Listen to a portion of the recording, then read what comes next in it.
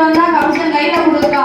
ஆமா கொடுத்தா. அப்பதான் கம்சன் நினைக்கிறான், எட்டாவது பிள்ளை ஆம்பளை பிள்ளை பிறக்கணும்னு அந்த ரிஷி சொன்னாரு. ஆமா ரிஷி ஆசீர்வாதம் கிடைச்சது. ஆனா ஆமா பெண் பிள்ளை எல்லாம் பிறந்திருக்கு. எட்டாவது பொன் பிள்ளை எல்லாம் பிறந்திருக்கு. எந்த பிள்ளையா இருந்தா என்ன, நம்ம கொல்லத்தான் செய்யும். நாளை ஒரு காலத்துல நம்மளை எதிர்த்து நிற்கும். இந்த பிள்ளை எப்படி கொள்ளலாம்? அவன் 7 பிள்ளையும் காலை பிடிச்சு பாடையை அடிச்சு கொல்லும். இந்த பிள்ளைய வேற மாதிரி கொள்ளணும். 8வது பிள்ளைன்னு நம்ம கொல்லுன்னு சொல்லிச்சு. ஆமா, வித்தியாசமா கொல்லணும். அது எப்படி கொள்ளலாம்? அப்படின்னு இந்த பிள்ளை வேண்டாம்.